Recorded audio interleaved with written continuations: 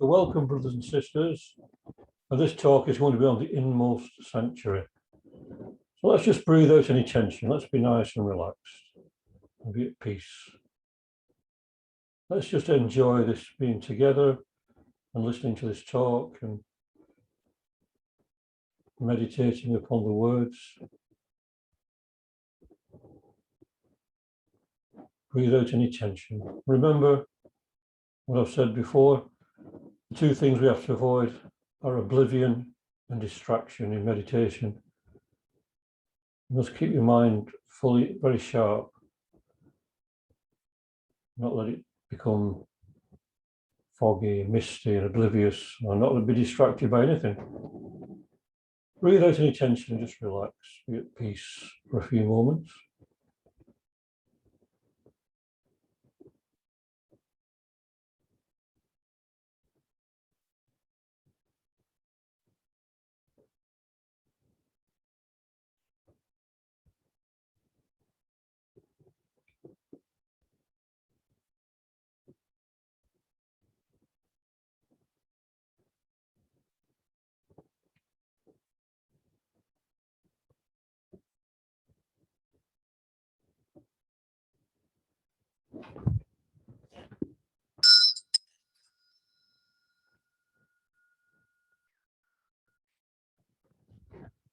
So, first of all, a quote from H.P. Blavatsky.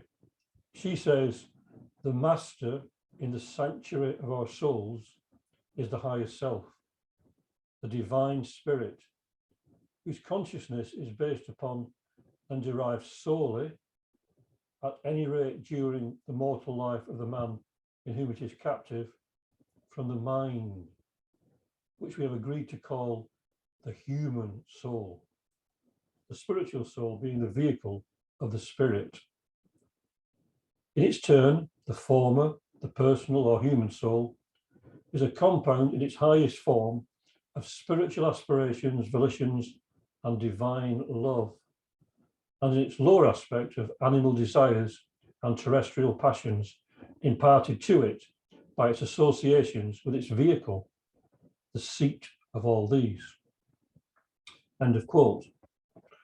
So the word sanctuary in the dictionary has a number of definitions. Amongst them, it is said that it is refuge or safety from pursuit, persecution, or any other danger, and in another sense, the inmost recess or holiest part of a temple.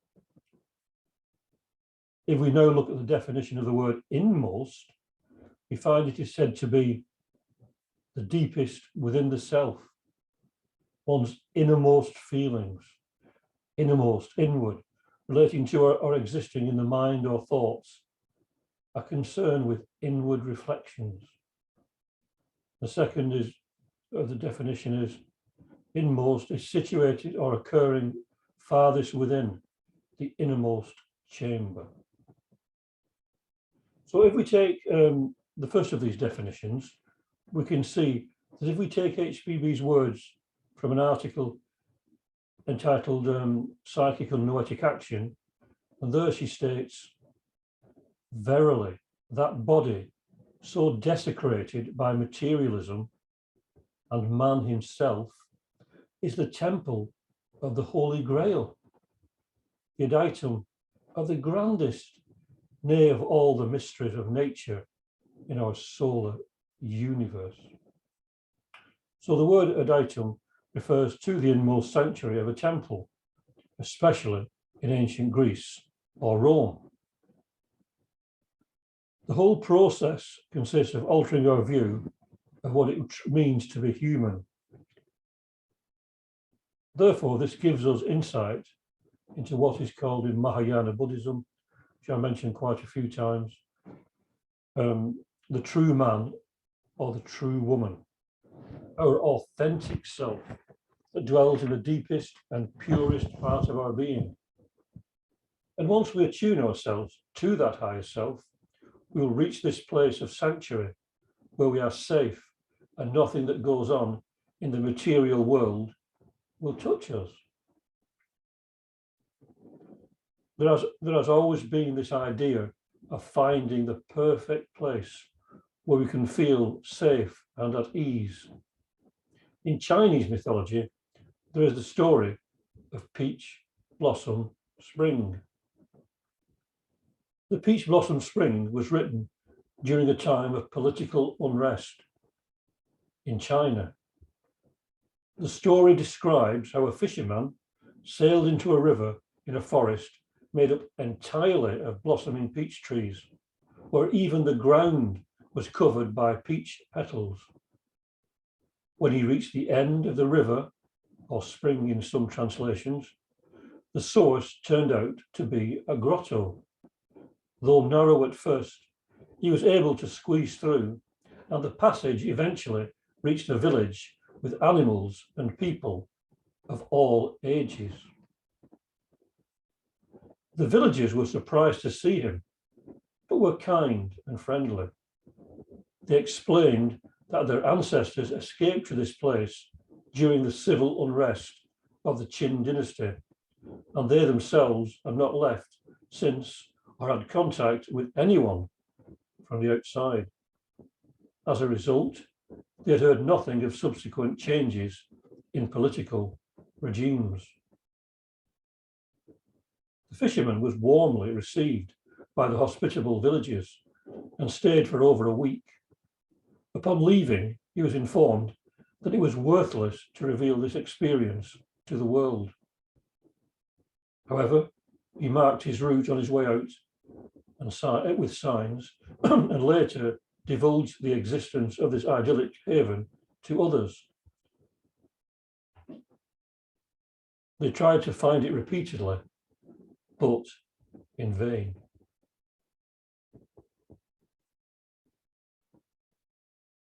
The peach in Chinese mythology is a symbol of longevity and immortality. The peach blossom spring can refer to some kind of utopia, but also as a state of mind or being. The sanctuary that we are talking about here, the inhabitants were unaware of any political changes or events that had occurred in the world since they moved there. In the same way, when we find this inmost sanctuary, we care not for the things that go on in the world as regards those things that are inimical to the progress of the soul. H.P. Blavatsky writes, unconcerned about politics, hostile to the insane dreams of socialism and of communism, which it abhors, as both are disguised conspiracies of brutal force and sluggishness against honest labour, the Theosophical Society cares but little about the outward human management of the material world. The whole of its aspirations are directed towards the occult truths of the visible and invisible worlds. Whether the physical man be under the rule of an empire or a republic concerns only the man of matter. His body may be enslaved. As to his soul, he has the right to give his rulers the proud answer of Socrates to his judges. They have no sway over the inner man. End of quote. So the sanctuary of Peach Blossom Spring was an escape from political intrigues, etc., and is where we enter into a place of immortality. Such a state must be kept secret in case others desecrate it. Hence the fisherman, when he told others about this sanctuary, he was unable to find it again. It is also similar to Shambhala and Shangri-La, which can be regarded as actual places or states of consciousness, or maybe both. But they can only be found by one who is ready to find them. They would be invisible to the materialistic mind. Marcus Aurelius writes in his Meditations, men seek retreats for themselves, houses in the country, seashores and mountains. And thou too art wont to desire such things very much. But this is altogether a mark of the most common sort of man. For it is in thy power, whenever thou shalt choose to retire, into thyself. For nowhere, either with more quiet or more freedom from trouble, does a man retire than into his own soul, particularly when he has within him such thoughts that by looking into them, he is immediately in perfect tranquility. And I affirm that tranquility is nothing else than the good ordering of the mind. Constantly then give that to thyself this retreat, and renew thyself, and let thy principles be brief and fundamental, which, as soon as thou shalt recur to them, will be sufficient to cleanse thy soul completely, and to send thee back free from all discontent with the things to which thou returnest. That's very beautiful. I mean, I do enjoy, and I'm sure we all do, going into the countryside and into nature. So I think going to the seaside, etc., is very healing. But what he's saying is that you don't have to do that. If you're in the city and you can't get to those places, perhaps, you can go within yourself. You can go deep within yourself. And that's where you find the true sanctuary. So this is echoed in the Tao Te Ching by Lao Tzu, when he says, without going outside his door, one understands all that takes place under the sky. Without looking out from his window, one sees the Tao of heaven. The farther that one goes out from himself, the less he knows. Again, referring more to states of consciousness. So the truth can only be found by looking within, which means not allowing the senses to rush outwards and absorb us, but to focus our attention inward or towards the higher aspects of our being, beyond the cacophony, to the pure calmness of our higher nature. As Plotinus writes, withdraw into yourself and look. And if you do not find yourself beautiful as yet, do as the creator of a statue that is to be made beautiful. He cuts away here, he smooths there, he makes this line lighter, this other purer, until he has shown a beautiful face upon his statue. So do you also. Cut away all that is excessive, straighten all that is crooked, bring light to all that is shadowed, labour to make all glow with beauty, and do not cease chiselling your statue until there shall shine out on you the godlike splendour of virtue, until you shall see the final goodness surely established in the stainless shrine. And when you have become this perfect work and see that it and you are one, when you are self-gathered in the purity of your being, nothing now remaining that can hinder your inner unity, nothing from without clinging to your inner self, when you find you are wholly yourself, wholly that light, which is the only true light, which is not measured by size, not narrowed by any circumscribed shape, nor again diffused as a thing void of term, but is wholly outside of measure, as something greater than all measure and above all quantity. When you perceive that you have grown to this, you are now become very vision. Now call up all your confidence, strike forward yet a step. You need a guide no longer. Strain and see. Beautiful words, very inspiring. But as Plotinus once more asks, how shall we enter the inner sanctuary, passing even the choir of the virtues and the temple images? So it is the dharana of the Buddhists, meaning the intense and perfect concentration upon the mind upon some one interior object, accompanied by complete abstraction from everything pertaining to the external universe, or the world of the senses. And as the voice of the silence by H.P. Blavatsky tells us, look inward, thou art Buddha. In Buddhism, there are 6 senses: sight, hearing, smell, touch, taste, and the lower mind is regarded as the 6th.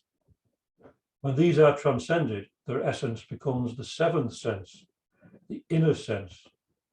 Again, the voice of the silence says, merge into one sense thy senses, if thou wouldst be secure against the foe. 'Tis by that sense alone, which lies concealed within the hollow of thy brain, that the steep path which leadeth to thy master may be disclosed before thy soul's dim eyes. When the 6 are slain and at the master's feet are laid, then is the pupil merged into the one, becomes that one, and lives therein. And in a note to this, she says, the 6 principles, meaning when the lower personality is destroyed and the inner individuality is merged into and lost in the 7th, or the spirit.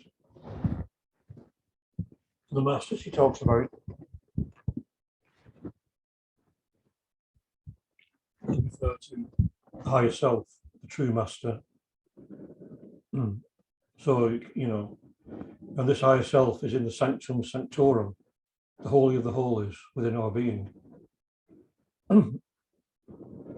Plotinus also says that we must even transcend the choir of the virtues, because in many cases, what is virtue is man-made, and what is virtue to one person or race is vice to another. So we have to transcend the concept of man-made virtue.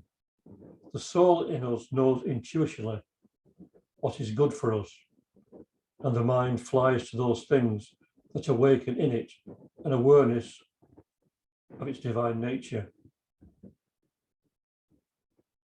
If that is our aspiration and our inspiration in life. The lower senses goad us through the mind, so we are blinded by what is real and obvious to our true self. It's our perception of the world built up and reinforced by millenniums of miseducation that gives us these mistaken views.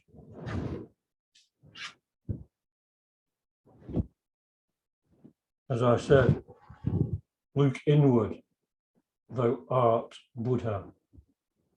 It does not say, look inward, thou wilt become Buddha. It says, thou art Buddha. We are Buddha or enlightened already, as the Zen master Bankei says. We don't need to become Buddhas. We just have to remain Buddhas. Just transcend the outward-looking mind and look within, symbolically, to find out who we are in reality. In this world, basing our consciousness on the transitory and the perishable, we're often confused, distressed, and depressed because we are mentally tossed about like a boat on rough seas. We have built our house on sand and not on sturdy rock, as the Bible tells us. It is all a matter of finding our inner self, that place of sanctuary where we are beyond the machinations of the world around us, and we can begin to discover who we really are, not what the world in general tells us we are. We will become free from labels and able to stand firm no matter what life throws at us. Life may not get easier, it may get harder, but our attitude will be so much different because we will have understood these words from the voice of the silence. Have patience, candidate, as one who fears no failure, courts no success. Fix thy soul's gaze upon the star, whose ray thou art, the flaming star that shines up within the lightless depths of ever being, the boundless fields of the unknown. Have perseverance, as one who doth for evermore endure. Thy shadows live and vanish, shadows being the personal selves. That which in thee shall live forever, that which in thee knows, for it is knowledge, is not a fleeting life. 'Tis the man that was, that is, and will be, for whom the hour shall never strike. And those are quotes I use a lot because they have such a resonance with me. Here are the words of all the great teachers throughout the ages. Our personal selves, shadows come and go. What we really are is immortal. If we can grasp the significance of this, then our whole attitude to life completely changes. It's something we can come to realize intuitively if we clear the self-made clouds from our vision and see what really is shining like the sun behind those clouds. True knowledge is like Plato's saying, just merely recollection. When we read mystical books, we're just being reminded of something we already know, but it needs to be brought back to our consciousness. We need to wake. It is also called anamnesis, not amnesia, which is the opposite. Anamnesis, which also means soul memory. It is, of course, Wordsworth's intimations of immortality in his poem. The only thing that can get 100% convince us is our intuition. All else is speculation. Even though what we read in the teachings of HPB and the Masters seems logical, we of course do not really know until we experience. Mystics the world over have had these experiences, but often not the correct knowledge to understand the nature of their experience when they return to the so-called normal consciousness. So then they will translate it into the language of the orthodox religions or philosophies. But in inner essence, all these mystics have the same experience. It's just the brain-mind translations that differ. Theosophy then is a precious gift to the modern mystic, as it explains the processes that the consciousness goes through and helps towards a better understanding. Of course, the truth can never be put into words, but with the correct signposts, help can be given. It's very much a do-it-yourself job. We can take in advice from various sources, but we tread the path using our own self-devised efforts. 1,000 monks, 1,000 ways, the Zen say. The Japanese haiku poet Santoka Taneda said that my pilgrimage is into the depths of the human heart. My pilgrimage is into the depths of the human heart. That is the way that we are all following in reality. Religions tend to externalize the journey, whereas in reality it is a totally internal transformation. What prevents us from understanding it is a totally our conditioned thoughts. More and more in society, we are learning to rely on externals. We put our trust in computers and other machinery. Society in general has a very narrow view of what it is to be human, and indeed what constitutes a human being.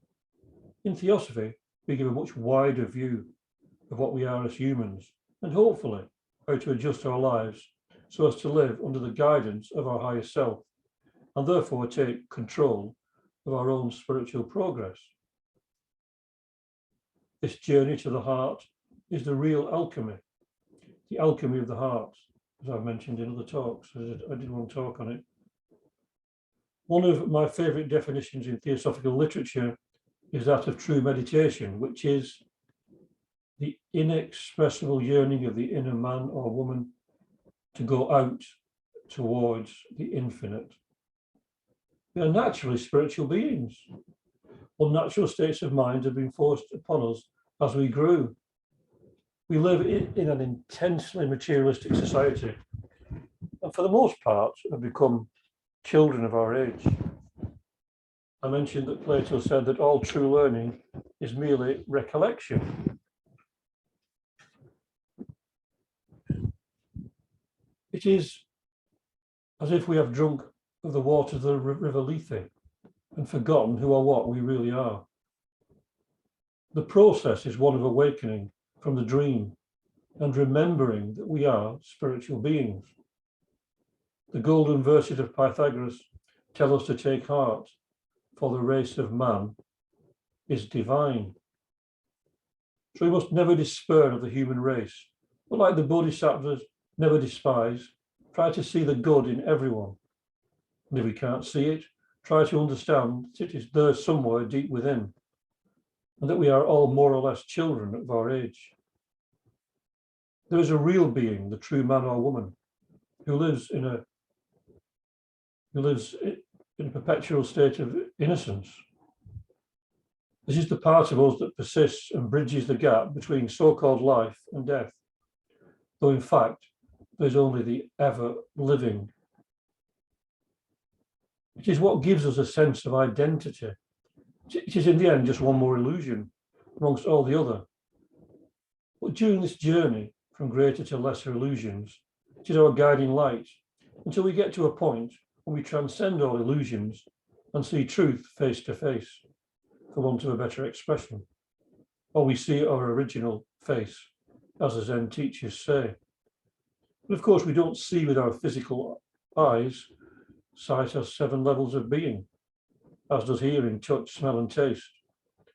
In this world, we only experience the lowest level usually. So we have to ascend through the ladder of seeing to the deepest level of seeing and understanding. Another thing to remember is that what we are physically is not necessarily what we are spiritually. We may be outwardly ordinary people living humdrum lives, but inwardly we may be shining our light on others and dispelling their nightmares and fears. This will probably be due to efforts in a previous life, or to things set in motion in this life that act on our inner selves. Alternatively, people who are very active and seemingly successful in this life may be barren spiritually. And what they bring to society may be negligible or even harmful. It is said in the Bhagavad Gita that what is day to the wise man is night to the man of the world. What is night to the wise man is day to the man of the world. It is also said that we must find action in inaction and inaction in action. Efforts on the mental plane are 10 times more effective than actions on the physical, as actions on the spiritual plane are countless times more effective than actions on the mental. In the Diamond Sutra, Gautama Buddha says to his disciple Subhuti that if one offered precious gems equivalent to all the grains of sand in the river Ganges to the Buddhas and all sentient beings, it would not be worth a fraction of just learning 4 lines of the Diamond Sutra and teaching others. This is because physical wealth is nothing compared to the spiritual. Jesus in the Sermon on the Mount said the same thing when he told us not to store our treasures on earth, where moth and rust corrupt and thieves break in, but store up our treasures in heaven, where moth and rust can't corrupt and thieves can't break in. This, of course, means make sure that your treasures are of the spiritual kind, which are beyond the workings of the things of the world, which have to follow the processes of birth, maturity, old age, and death, whether it be a living thing or a so-called inanimate object, like a washing machine even.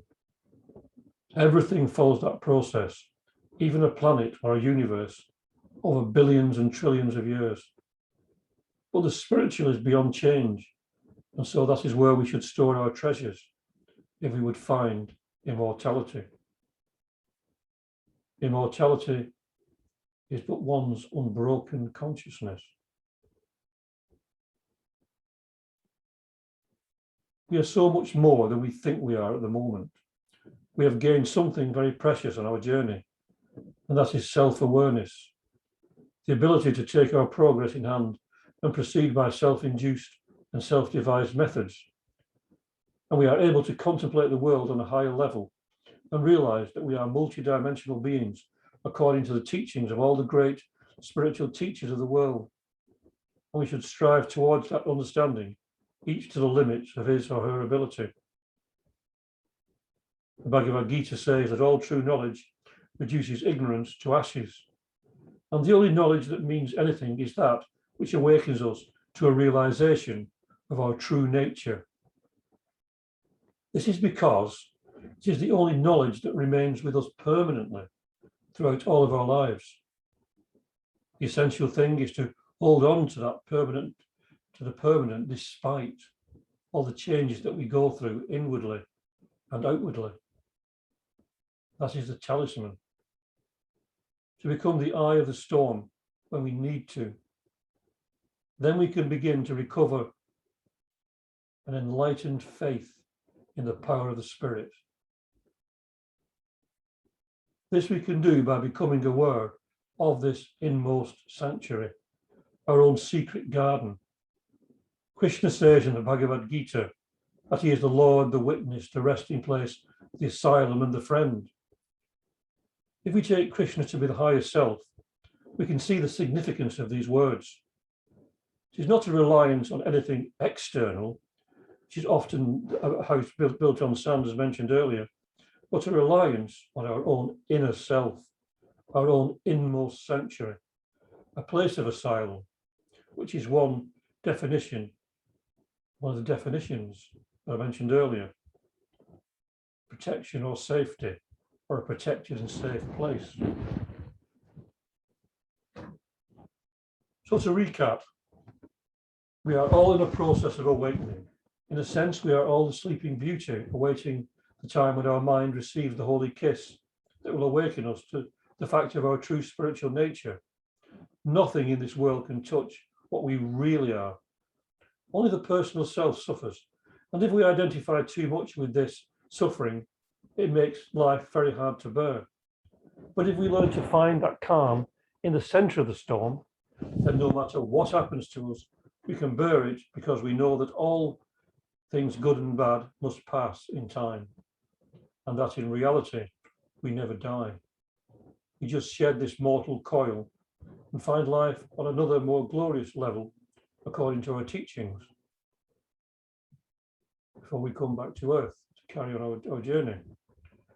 So there is never any cause to despair in the long run, though we all do at the moment, because we haven't achieved this level of awakening yet. But once we are aware of this, we can make a start, knowing what the real knowledge is and what is the purpose of all our studies and all of our meditations. The only way we can achieve a true universal brotherhood and sisterhood of humanity is to learn to see the divinity in everyone and never to despair of humanity, no matter how dark things seem to get at times. Leo Tolstoy remarked that if Western society had followed the teachings of Jesus, we'd have no need for governments, armies, or police forces. But we now have made a world in which they're necessary, and coercion takes the place of love and compassion. We need to recover the dignity of being human on this shining globe of ours and try to find our place in nature, as a secret doctrine tries to tell us by H.P. Blavatsky, for the purpose of becoming natural and recovering our sanity in a world growing more and more insane. Theosophy in action is helping others to awaken from this dream which often becomes a nightmare for many. But in the centre of the storm, there's a calmness that remains unshaken. And we can all find our way to that state. We do not progress by adding, but by subtracting those things that shield our vision. We are already there, but not aware. So we all have this inmost sanctuary, but many have strayed far from its precincts and become lost. As Shankaracharya, Sri Shankaracharya says, the mind can be lost in a labyrinth of words, like a man in a thick forest. It is not a place of selfish retreat, but one in which we become aware of the ever-living, the life that never ends, and find our common ground with everyone and everything else, beyond the great heresy of separateness that weans us from the rest. The physical self, the personality, can feel loneliness and isolation. But like most things in this life, it is a delusion. We need to find that sacred centre that is shared by everyone. See behind the countless masks that hide the truth. But it's not just words, it's images, concepts, ideas that we can become lost in. So we ascend the mountain, passing through the mists and the clouds, until we reach the summit where the sun shines endlessly, and we find a peace that passeth all worldly understanding. Thank you very much for listening. Om Shanti, Shanti, Shanti. Peace, peace, peace. Peace on earth and goodwill to all beings.